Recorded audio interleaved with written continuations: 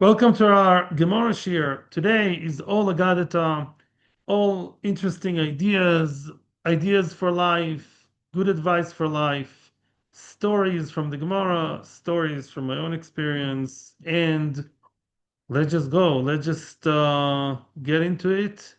Shabbos, Kuf Nun Aleph Amud Beis in the Mishnah. Those of us who were here yesterday, the topic was death on Shabbos. Today, it is partially about death on Shabbos, and then the Gemara is going to expand into other issues as well. Be'ezras Hashem, this year's Leilu Nisham of my father Menachem Ben Akiva for the release of all the hostages. Be'ezras Hashem should be home very, very soon. And for the baby, Baruch Hashem, with the bris today, for the atzlocha of the new grandson. Says the Mishnah, Ein me'atzmin es b'Shabbos. One is not allowed to close the eyelids of a mace on Shabbos. The mace, the person dies, and his eyelids or his eyes are still open, and there is an inyan, according to the Zohar, to close the eyes because otherwise it's a sakana for the dead person. So in Matzmin Esames B'Shabbos, one is not allowed to ma'atzim to la'atzom einayim, to close the eyes in Hebrew, not allowed to just put your fingers on the eyelids to shut them. That's not allowed on Shabbos. Why isn't that allowed on Shabbos? Simply because it's muktzah. As we have established, just like you cannot move the entire muktzah, and mace is a muktzah, dead body is muktzah. Just like you can't move the entire body, so too you're not allowed to move the any part of the body, not even something as small as the eyelids, should not be moved because of muktzah. That's in Shabbos. V'lo b'choil im yetzias nefesh. Before the person dies, even right before he dies, and you look at the machine there, the EKG, and it's almost all flat, and the person is mamish about to die, you're not allowed to close his eyes. Why? If you close the eyes of the person who's just about to die, even though he's like 99.5 not there anymore, and he's like almost in Olam Haba, you're not allowed to hasten and quicken his death. And when you close his eyes, that is considered to be shoifech domim. It's like murder. In other words, yeah, you're not allowed to be, as Rashi says, mikarev misosri. Yeah, not allowed to bring his death closer. That we all know that's a big issue nowadays in the world of medicine, and it's a big debate and the whole thing. But we should know, again, this is definitely a big question for people better and bigger than me. But conceptually, to bring someone's death closer is not allowed. Of course, in certain situations, you have to ask a very, very choshev posek, but generally speaking, you're not allowed to bring someone's death closer. And I will add even more before we continue into the Gemara that I went to a shir once, and then I saw this written in Halachas Farim, and I've been to a shir of a person who was the mumche for halacha and medicine, and he said, and this is very common in America, he said the doctors are not allowed to tell patients in a very decisive manner, you have 1 month to live, because it demoralizes them so much and it causes them to die. And apparently today it's proven, it's scientifically proven that the state of mind makes a lot of difference for sick people. If they're happy or sad, if they're upbeat, if they're hopeful or not hopeful. So what should a doctor do if he thinks he has a month to live? That's a good question. I don't know. Somebody asked me, so what should I do?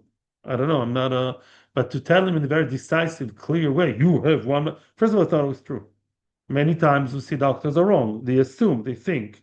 But to tell them you have 1 month to live, that is of itself is mentally, yeah, this is bringing his death closer. And again, if you're a doctor and you're listening to this shir or anytime, then ask Choshev Apoisek what to do in such situations.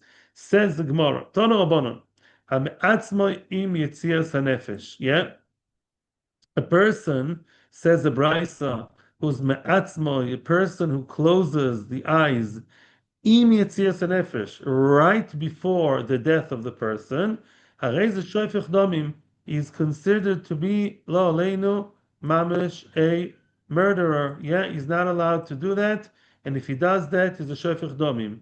And the Gemara gives an example. Yeah, the Gemara gives an example.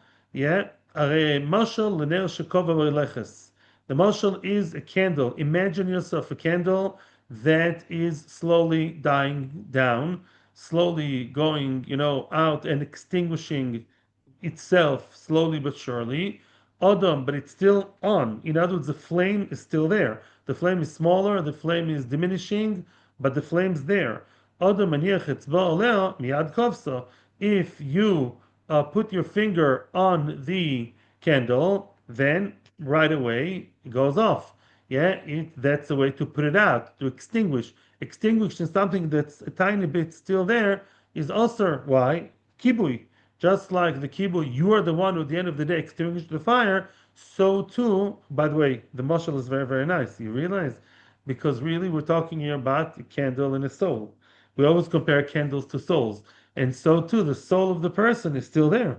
And if you get it to, because you have to understand something, people don't understand that each and every person, each and every second of life, even if the person is completely out of it and the faculties are not working, the mere fact the person is in Olam Hazeh still has a lot of meaning to it.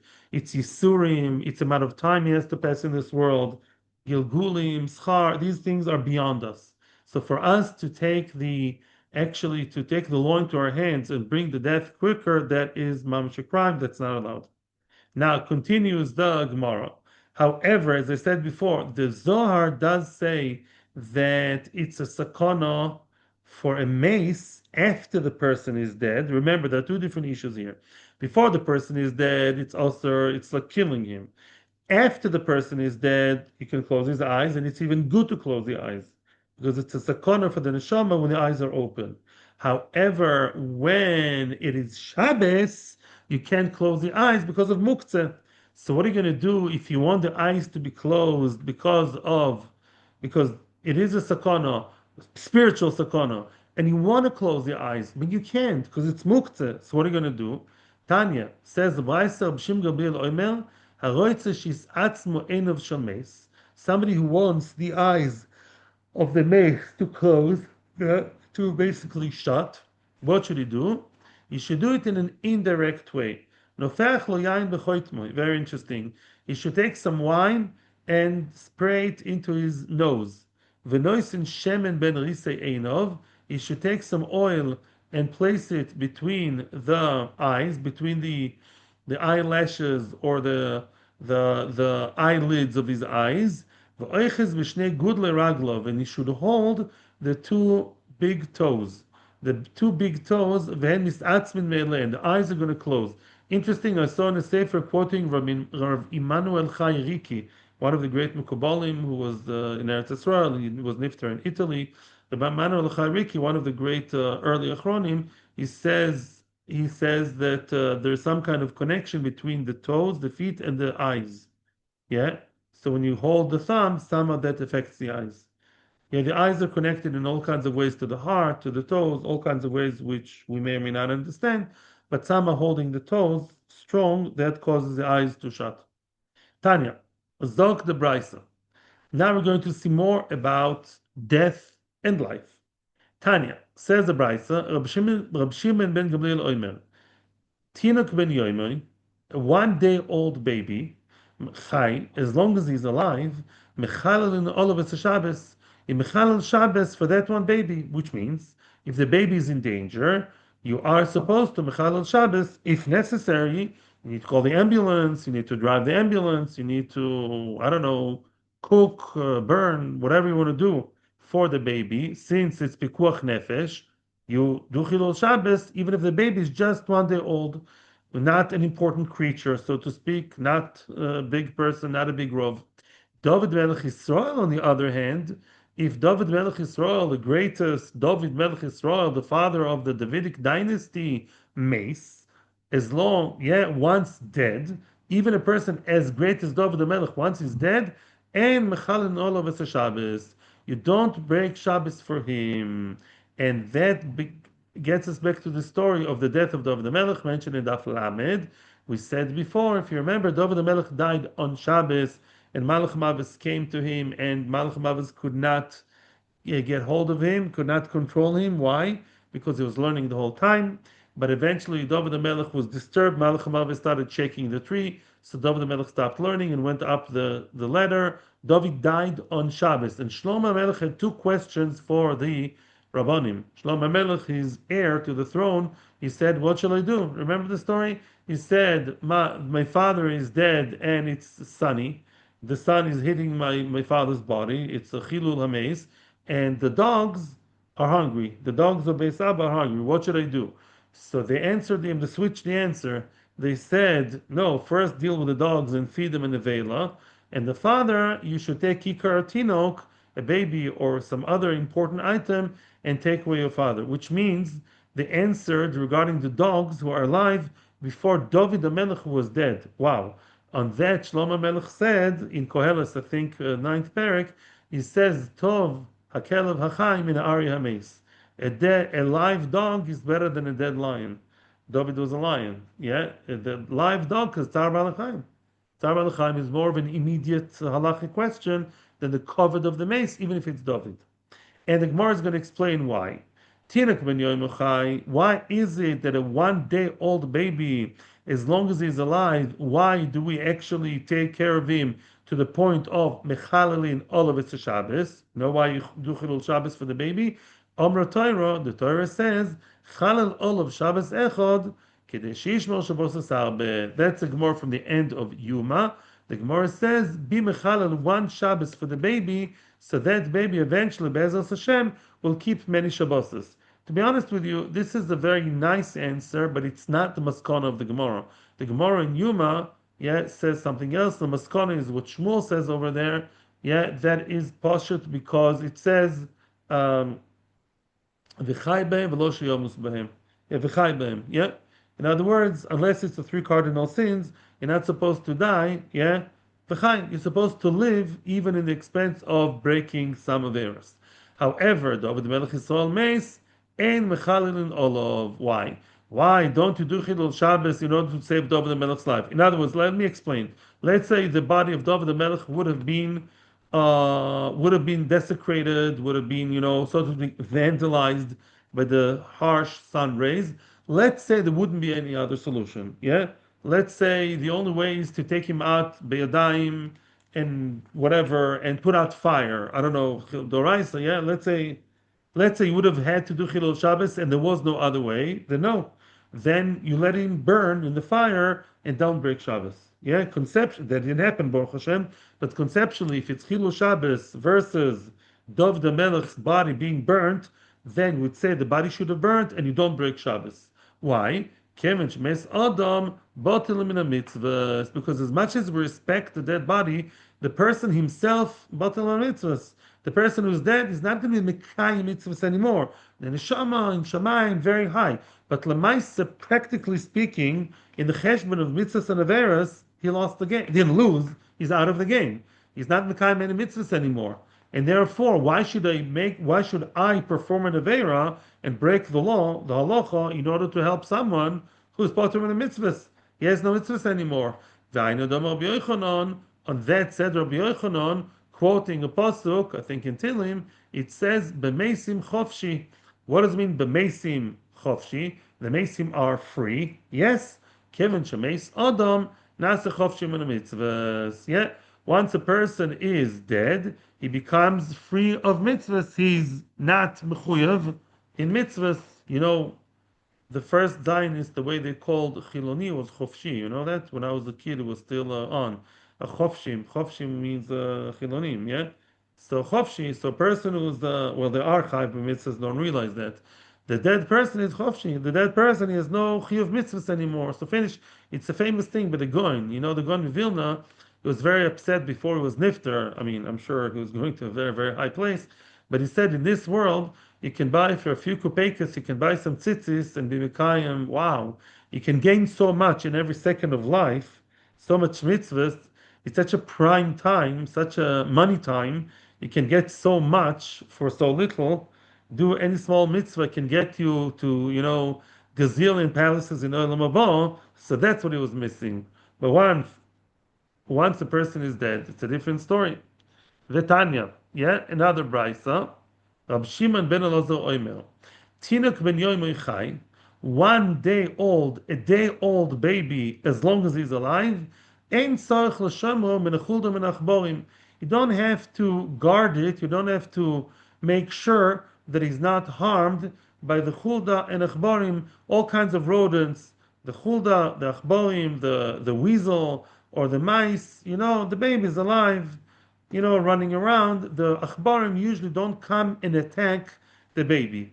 There were cases like that, but they're very rare. Normally, live human beings are not attacked by the rodents. However, Aval Oig Melech HaBashan, mace, once Oig Melech HaBashan, he's huge, huge, huge. Oig Melech HaBashan, so scary and so aggressive and so unbelievably humongous. Once he's dead,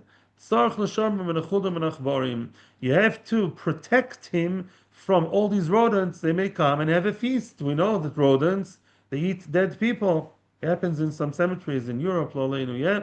Why is that? Why is that the live person does not need protection, even if he's tiny, and the giant, once dead, does need protection? You know why? Shenemar, it says, Hashem told Noah, Hashem told Noach, "Morachem v'chitchem hiyeh." Your fear, your fear and your awe will always be upon the animals, which means chitchem reminds us of the word chai, chayutchem. Chita, chitas, chet means fear, also means chai, alive, which means, and this is talking to Noach, promising Noach, your fear will be over the animals. Animals, not always, but naturally, most animals are scared of people, normally. Yeah? So, morachem v'chitchem yeh. I remember when I was a kid, I went to South Africa with my parents. I mean, they went, yeah, they took me, and they told us that we were mamish sleeping in very, very primitive camping conditions, and a mamish in the middle of the safari, or there were animals are running free, and they told us we have to have fire on the whole time. Lahavdil eish tamin tukad lo yisichbe. You have to have fire all the time. Why? Because fire can only be created by human beings. And once there's fire around, the animals know humans are there. No animal would come, not even lions or elephants or anybody. They don't come to attack you unless they're very, very, very hungry. But normally they don't attack human beings. Normally they don't. Unless they have a very good reason or taking revenge or they really, really have to eat something. Normally they stay away from human beings. If the human beings stay for themselves, they stay away. However, Chol man shodom chai, that's only true as long as the person is alive. A mosen mutelas celebriois, as long as the person is chitosoi, chai, chet, yeah, chet with a taf, not sin. Chet is fear. The fear of the animals are from a live person. Kevin shemeis, botlo imosoi. Once he's dead, then it could be very freshly dead and looks like he's asleep. But once he's dead, botlo, the whole ema, the whole fear that you exude over the animals does not exist anymore. Why? Says the Maharsha, as we're going also to see in the other Gemara, the Maharsha says because it's a neshama. They're scared of the human soul. They know that the human soul is supposed to be above them, is something higher. The animals sense that there's somebody bigger, smarter, and more spiritual. And that's why they're scared. Once a person is dead and his neshama is just not there, then the animals say, wow, let's have a field day. Now, Omar of Popo, on the same idea, the same token, says Rav Popo, Nekitina. Nekitina means we have it, which means, says Rashi in Eruvin, Nekitina means that we have a tradition. We have somebody that we know from our rabbis. We have an old tradition in that matter. Nekitinan Aryeh abeitrei lo nofil. One lion on two people does not fall, which means it doesn't attack. If you have two people together walking through, I don't know, Kruger Park in South Africa, so one lion would not attack two people. Frek the Gemore, that's all a very nice tradition, but akachazina denofil. Sorry, we see in reality that they do. Sometimes lions do attack, more than one person. Yeah, they attack two people together. How do you explain that? And says the Gemara, I'll tell you why. Ahu kedrami bar Abba, that's an exception to the rule. Like Rami bar Abba says, Rami bar Abba, en chay sholetes ba'odom at shenid meloi ke behema. When do animals attack people, and even two people? Those rare cases when we saw one lion starts with two, even two people, let alone one, which is against what we said before, that's different. Sometimes the animal thinks that the person is an animal in some way. Nidma like a behema. To the animal, it seems that whatever the George and Tim are really two animals, yeah, even though they're human beings. And then the animal, after that mental change in the animal's mind, then it attacks the human beings. Shenemar, as it says in the pasuk, Odam bikar bal yolim.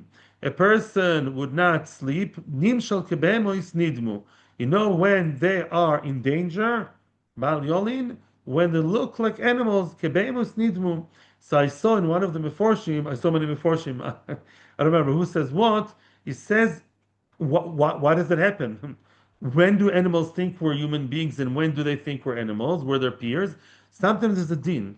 Let's say there's a din on the person that an animal is supposed to attack him, right? Mi b'chaya says that, right?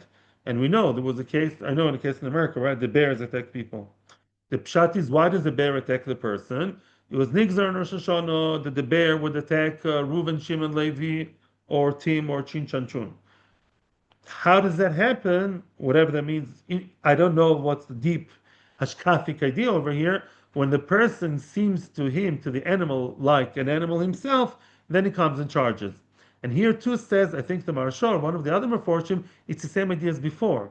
In other words, we're not attacked by animals when we are who we are, when we behave like human beings. If a person or the parents of the baby, sometimes babies are attacked by bears, I know that. Yeah, lo leinu. If the baby or the parents or whoever, the din is they behave like animals, whatever that means, they behave in an animalistic way, then HaKadosh Baruch Hu punishes and says, aha, now the animal will think you're an animal too, and it's going to attack you. Which really makes a lot of sense, because the other extreme of the same scale is what? All the stories we know from Daniel, he was in the lion's den. There are many Hasidic stories, the same thing. Even in the Holocaust, there are stories like that about dogs who didn't attack. People are very, very close to Hashem by Torah, by Tefillah, by Emunah, by Bitachon. They were not attacked by animals. Why? Because, thank you very much. I'm going to lock? Yeah? Okay. Shkoyach. So then those animals would not attack the superhuman being. And if the person's behaving like an animal, they attack him. And anybody in between, they don't attack. Okay? Amar Bichanina. This is now fascinating halacha l'maisa. I want to thank you for coming to the shir because of you, I'm looking in the Meforshim and I'm seeing fascinating things. Amar Bichanina. I owe you something from before. We said before, I remember the Zohar, because soon we're going to mention the Zohar again. Closing the eyes of the dead, says the Mishnah Brura, those people who close the eyes of the dead on Shabbos, because they don't manage to do it and they do it by Yadayim, because they believe it's a sakono for the dead corpse, the dead person to be with open eyes. So because the Zohar says it's a sakono, Mishnah Brura says, Ein moichin be'yodon. You don't protest. Why do you remember it now? Because now we're going to see another Gemara that's related to the Zohar. Amar Bichanina. Also, Lishan bebayis yechidi. There are two ways to translate this Gemara. Translation number one. One is not allowed to sleep in a house alone. Wow. It seems like if your wife is away, your kids are away, you're not allowed to sleep in the house alone. You got to call your friend, and he should also come and sleep in another bed in the house. That's not so simple. Let's soon going to explain what it means. V'chol hayoshem b'bayis yechidi achaz lilis. Whoever sleeps in a house alone, the female major mazik, major satan in a female form called lilis, Khalila, she would come and hold on to the person. Now, this needs a lot of explanations, and I will explain it now. This appears in Mishnah Berurah. This is Halacha L'Maaseh, Rabbi Kai, Halacha L'Maaseh. Halacha L'Maaseh, Mishnah Berurah, at the end of Chelik Beis, when it talks about nighttime, talks about Krishma and all that, it says, B'Shem the Magen Avraham, who takes this Gemara literally, it says as follows: one should not sleep in the dark, alone in the house, or even in a room, which means if you are sleeping alone, your wife went to, I don't know, America, somewhere, Beis nicht, whatever, wherever, or a single guy, or a non-married person, kid, whatever. You're not allowed to sleep alone if you're just you and yourself and nobody else in the room, and the room is dark and the door is closed, so there's no access to any light coming from the outside. That is not allowed, says the Mishnah Berurah, because that invites the Mazikim, Lilis. Why Lilis? So before we go to the other part of the story, it says Lilis, it says Be'achrayas will come to Shich because Lilith, she's the one that took a female. It's Keilu have relations with a female that's not there. So that's basically Sheikh Vazera. Sorry for the graphic, but that's what it says. Now, another fascinating pshat, which I never knew in my life, that was new to me, that's from the Zohar. There's another way of reading the Gemara, and that now the Zohar doesn't read the Gemara. I'm saying we can read the Gemara based on the Zohar. I did my research. What I'm saying now is I saw the Zohar inside, and the Goen, and some other forums. What I'm telling you now is being researched. Also, lishon b'bayis yechidi means not you alone in the house. Also, lishon in a lone house. That's what the Zohar says. What does that mean? Doesn't mean your apartment in the middle of Ramat Beit Shemesh, Golders Green, Five Towns, or I don't know, Pico, wherever you live. Yeah, we're talking about you're sleeping alone in a little house in the prairie, in the middle of the forest. You go to a house very nice and romantic for a couple or maybe for a family, but you're going all by yourself to a desolate place, to a very far away, lone place. Yechidi, there are no houses around anywhere. And there you want to sleep even during the day is a sakana. So also lishon bebais yechidi either means the you are yechidi, you are alone, and that's by night, even if you are in the middle of Manhattan, in the middle of Oxford Street, very busy place, but your apartment is all dark, or even your room is all dark, yeah, and you are there alone in the room, shut the door and all dark, leave a tiny light or leave the door a bit open, so there's a symbolic light, that's okay. The other pshat is bayis yechidi. Bayis yechidi is also dangerous, and that's nothing to do Yoshan Balal. It's even by day. I'm not sure even days sleeping, even being there. That is already shaila. But to be alone, or definitely to sleep alone in a completely lonely house, the house is far off, far away from civilization. That is also not allowed. I mean, what that's not brought down in Mishnah Berurah. Lo, Yechidi, but even during the day, that's a Chiddush. The Chiddush is that a lonely house, yeah, a very far off, lonely house, the house is surrounded by desert, by, I don't know, forest. People like to go there sometimes for vacation, right? Very far off place. So if you're going to vacation on your own, that's not brought down in Mishnah Berurah. So I told you about 5,000 million times that this is not a halacha shiur.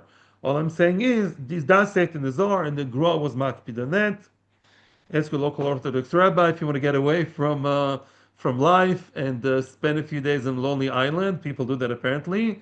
I don't know. It sounds like a good idea to me, but there's a problem davening the minyan also. But besides that, there could be a sakana of being in a completely lonely place. So even during the day, that could be an issue. Okay, so I'm just telling what the Gemara says according to the Zohar. I mean, Zohar obviously does not explain the Gemara. We're just juxtaposing the two as the Talmidei Agra explained the Gemara and the Zohar together. Vitanya says the Brisa. Oh, here comes another advice for life from the Gemara to do with tzedukah. Asay anshata moitze, do. What does it mean do? Do mitzvahs. What kind of mitzvahs? If you don't believe me, Rashi says asay, we're talking about tzedakah. Here, asay tzedakah. Rashi says one word. Do tzedakah, give tzedakah. When should you give tzedakah? I want to start with before we start. Rather, I always tell I'm going to tell you a story and then I forget the stories. Okay, so now I'll be fair. So before we read the Gemara, I'll give you an introductory story, a very painful story. And believe me, I'm not trying to get a go on the people who are whatever, certain type of people, but unfortunately, some people really don't get the idea of tzedakah, and some people give tzedakah. I'm not generalizing Klal Yisrael, chas v'shalom, I love everybody. There are certain people, and I've experienced it, the way they give tzedakah, they should just open Shulchan Aruch and learn how to give tzedakah, right? You know, you're supposed to know Hilchas Kashrus when you run a kitchen, yes. You're supposed to know Taras HaMishpocha when you're married, yes. When you give tzedakah, you have to know Hilchas Tzedakah. I'm not coming in any emotional way, right? Yeah. You run a business, you have to know about ribis, right? You have to know about what? About tzedakah. And I'll give you a story now, which is a very sad story. I don't like to say names online. I'll tell you the name later. But because I'm online, I will not say the name.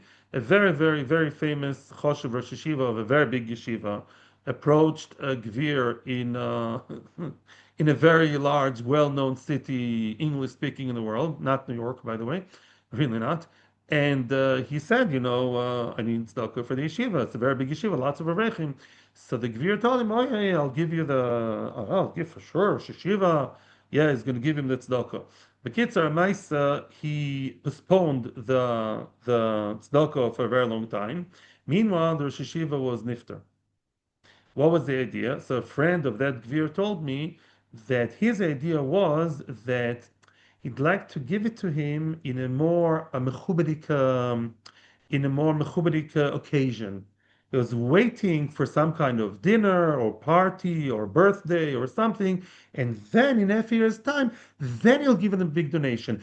Hi, the Avrechim of that yeshiva are starving. The Avrechim of that yeshiva have nothing to eat for a few months. He doesn't care. He's so far off from that lifestyle. The guy who lives with, I don't know, 4 stories and 3 cars. You know what I'm saying? Tzedakah is not like, here's my toy to be given the right time. Is this like some, get away with your wife? People are so far away from the Rosh Hashiva was nifter, and somebody told me that the reason Rosh Hashiva was nifter, he knows the whole story. He was so bitzar from the fact that the Hevrechim were bitzar too. That was one of the reasons why he died. I know I sound crazy and dramatic, but the guy knows what he's talking about. So that is telling you that if you can't, you can't. The guy could have given. He said, "No, I was waiting for a more, fancy special opportunity." Come on. So here, with this painful story in mind, now let's continue into the Gemara. Says Rab Shimon Lozo, Aseh, give tzedakah ASAP. Ad shata moitze, umotzui lecho. In other words, Ad shata moitze, I'm reading in Rashi on purpose. Ad shata moitze lemila asois, which means right now, you have the Rosh Hashiva alive, so give it now. You think you'll be rich in half a year's time? How do you know, mister? You're a prophet. How do you know you'll be able to give it, right?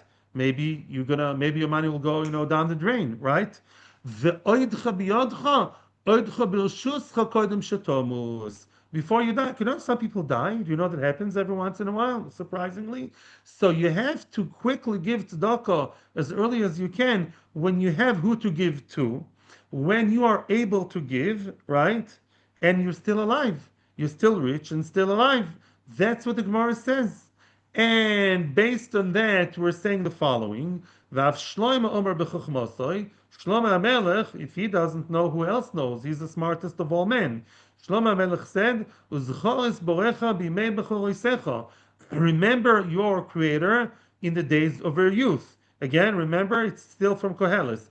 Ad asher lo yavo yomei aro. Before the bad days come. What are the bad days? Elu yomei hazikna. These are the days of old age. Now that's another important point that the Meforshim say, when the person is old, in other words, the person says, next year I'll give tzedakah. Yeah, I have that, $100,000 lying in my other bank account. I'll give it next year. Don't realize you'll be old at one point, and then you won't have control. Then you have the children involved in a bank account, and you're a Filipino worker. There will be stories like that too. Then other people are involved. He's going to have bad days when you're not going to be in control. And you're waiting for that? Don't wait. Ve'giu shonim asher tomer ein li beim chefetz. Continues the Koheles, Shlomo, continues and says, years will come, which will say, ein li beim chefetz. I have no interest, no issue anymore with those days. What kind of days is that? Elu yemei HaMashiach, shen beim lo yizchus v'lo choiva. Now that's interesting. In the times of Mashiach, according to this opinion of Rab Shimon Lozo, you will not be able to give tzedakah. This is unbelievable. Why not? Torah doesn't change. The mitzvah of tzedakah will still be there. What do you mean, lo yizchus v'lo choiva? Says Rashi, in the times of Mashiach, according to this opinion, there won't be any poor people anymore. Yeshivas, I almost said the name, will not need your tzedakah anymore because they'll just be rich. The Avrechim will be rich. The Rosh Hashiva will be rich.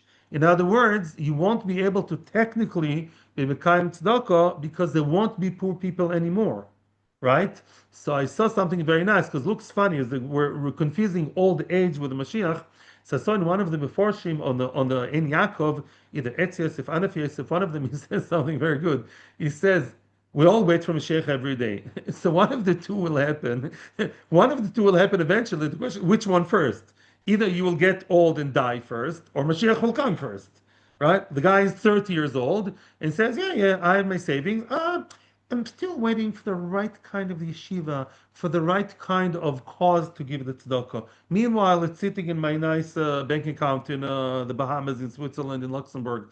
So then what? Well, one of the two is going to happen. Either Mashiach will come soon, halavai, and then you won't be able to give tzedakah because everyone will be rich. Or you're going to die first, before Mashiach. So you won't be able to do tzedakah either. My father, Olav Shalom, which I always give the shirim for, he used to say he wants to give tzedakah, and he did. Yeah, it's good to give tzedakah when you give tzedakah from the palm of your hand. Give tzedakah from the palm of your hand when it's still warm, not when it's cold, meaning in the grave.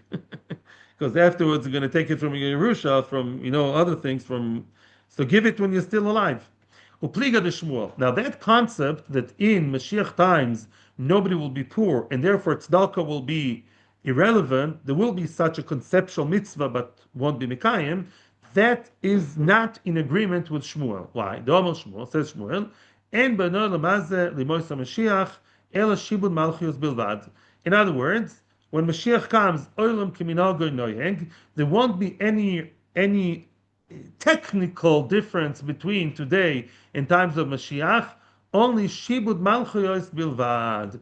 Only Shibud Malchuyos. What is that Shibud Malchuyos Bilvad? Shibud Malchuyos means that no Hamas, no Hezbollah, no anti-Semites in New York, no Vechule, and people will have Yediyas Hashem. Why won't there be any Shibud Malchuyos? Because people will realize the godless of Bnei Yisrael. But other than that, the financial and situation and nature and technology will be the same. Technology will have better content, of course, but technically speaking, everything will be the same. But the Ruchnius, there won't be Shibud Malchios, not mental, spiritual, or physical. But other than that, yeah, there will be poor people and rich people. Shenemar, as it says, Kilo Yechdal Evyon Mikev Oretz. Yeah, an Evyon, the poor person, will never cease from living in the Oretz. There will always be poor people, according to Shmuel. So according to him, you can't do the tzedakah after Mashiach comes, but again, you may die before. Yeah, chas v'shalom. Tanya says the Brisa, more on tzedakah in a different aspect, but more about tzedakah. Tanya, Rav Elazar HaKaper Oimer, Lo elam mevakesh odam rachamim al mida zu. A person should always ask rachamim al mida zu. For this mida, a person should always ask Hashem not to become poor. He has millions in the bank. Shim huloibo, yeah. In other words, let's say he's going to say, nah, it's very unlikely I'll ever become poor. My money is so many assets, so much money, impossible I'll become poor. No, let's say. Then, himuloibo, maybe his son would, right? Maybe his son will mismanage the business. Maybe things can happen. The whole world changes. Vibnoilobo, ben bnoibo. It's very likely if he doesn't fall into poverty, or his son, his grandson may, Chalila, Shenemar ki bigla ladovar azeh. It says about tzedakah, here the pasuk is, it says about tzedakah, give tzedakah, you should give tzedakah to the oni, ki bigla ladovar azeh v'erchacha Hashem. Biglal means because, but what does biglal means also? What's biglal? What's galal? Galgal. It's a wheel, the wheel of fortune, we all know. The wheel turns and things change. The person who was high up over there is now all the way down in the bottom of the wheel, like a Ferris wheel, like a galgal anak. Biglal adover hazeh. Tana dever bishmal galgalu shechoizer ba'olam. It's a wheel. One day you are rich and the other person is poor. The other time, lo aleinu, the other way around. So the rich person should never be too smug, should never be too complacent, and always daven for parnasa. Actually, you should know, it just dawned at me, I'm remembering now another Mishnah Berurah.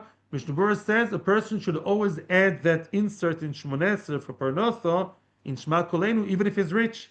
He's a rich guy. He's the Jewish version of I don't know, Bezos and Elon Musk, you know. But Lamaisa, you never know. Somebody told me there was in England. He told me that he knew a person who was extremely wealthy, like mamish, very very wealthy. And then he saw him after a few years selling in a sushi station in the supermarket. He really went down completely.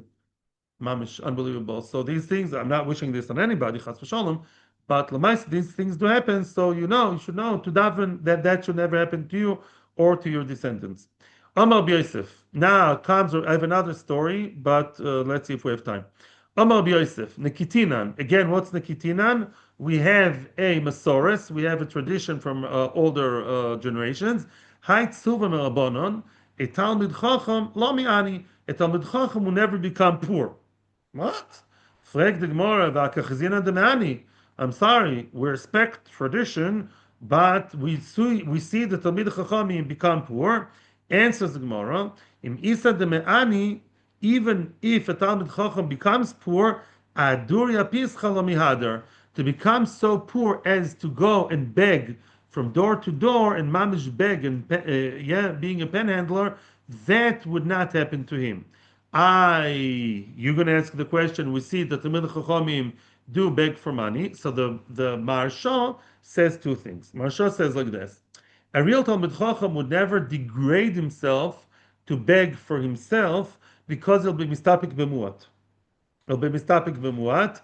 He'll basically cut the budget, his own budget, and make sure I'm not going to degrade myself. Secondly, he says if people see that Talmid Chacham is struggling, that they themselves probably, if they're normal Jewish people, they're going to help him.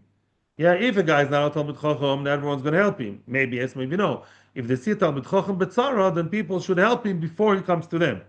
That's the idea. Amar Rabbi Chia ledvisu.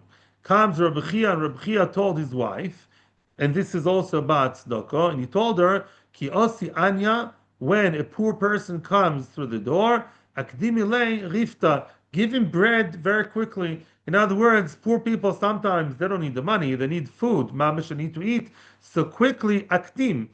Before he even asks, come with a nice, good cake, cup of tea, give him bread before he's asking for it. Why?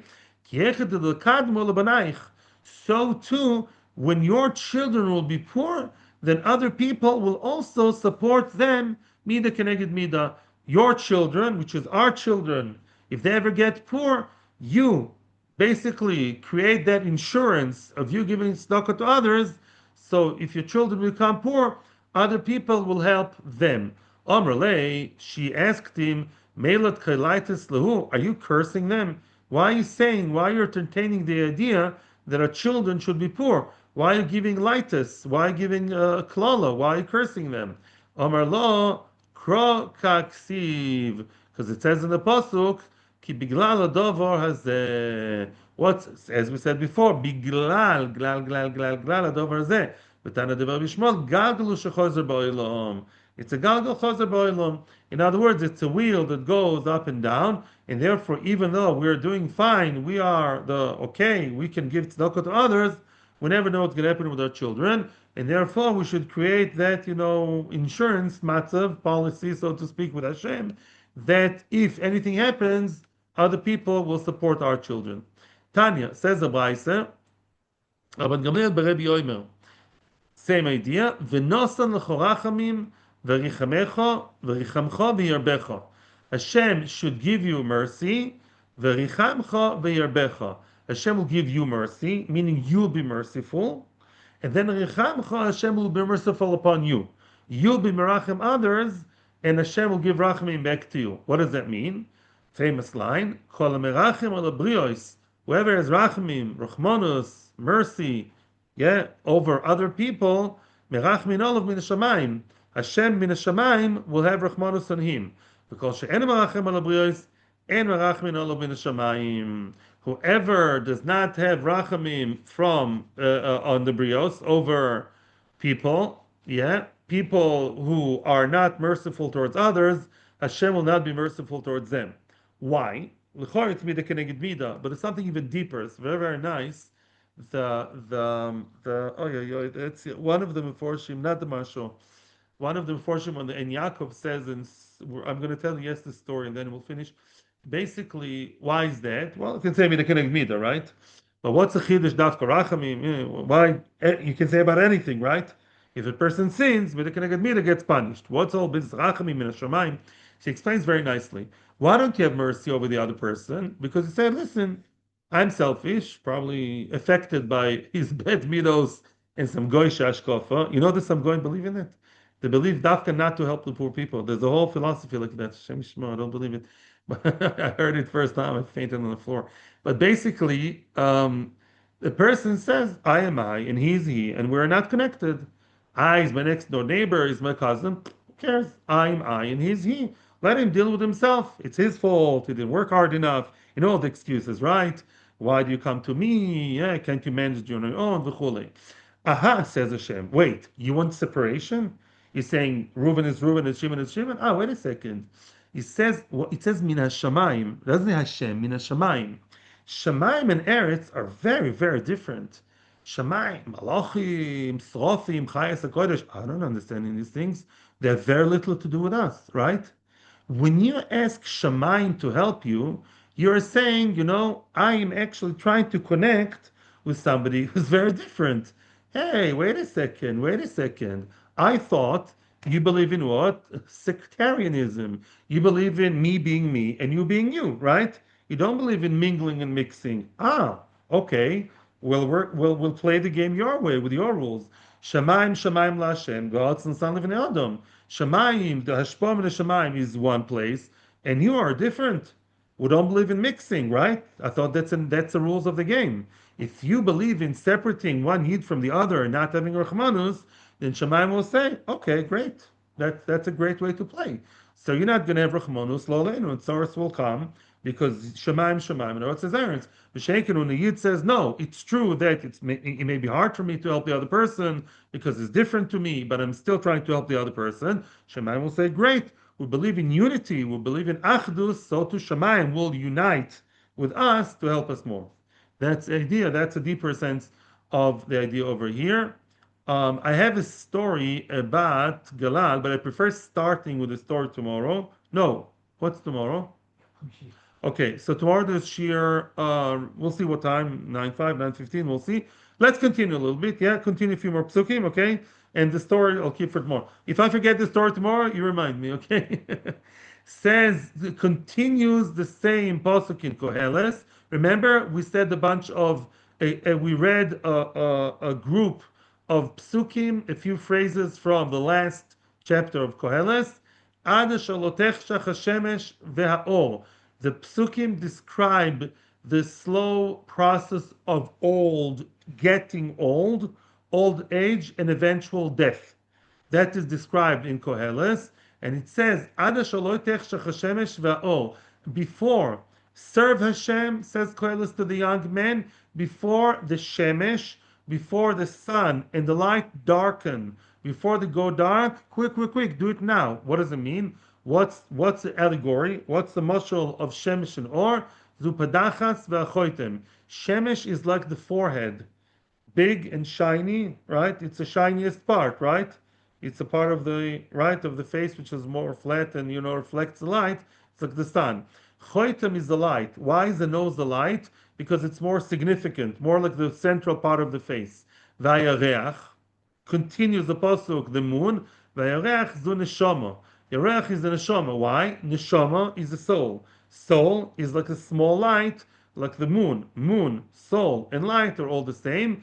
V'koichovim ela lesotois.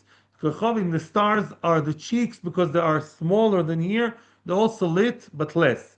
V'shavu ovim achar geshem. The clouds come back return after the geshem, after the rain. Zuma'o end of shalodom sholach achar bechi. After many years of crying, and the person cries when he's old because of all the missed opportunities, because sometimes, unless the person told Chacham, but most people at old age are not necessarily enjoying themselves, and they cry, they're bitter, the old, the hanging, nagging kind of thing, and they cry, and because of the tears, they become less, the vision is impaired. So the eyes are not so good anymore. I would stop here. Let's stop with something good, and then I do have to stop. So let's hope we all have Mashiach coming soon before we get old. Oh, Give tzedakah now, before you get old, before you, before Mashiach comes. Interesting. One mitzvah we cannot do when Mashiach comes. So let's be serving Hashem b'simcha when we are still young and still able to. Atzlacha v'racha. Tomorrow, Be'ezus Hashem, more Agadita and more stories and more me alashing on the Gvirim. I know I'm recording this.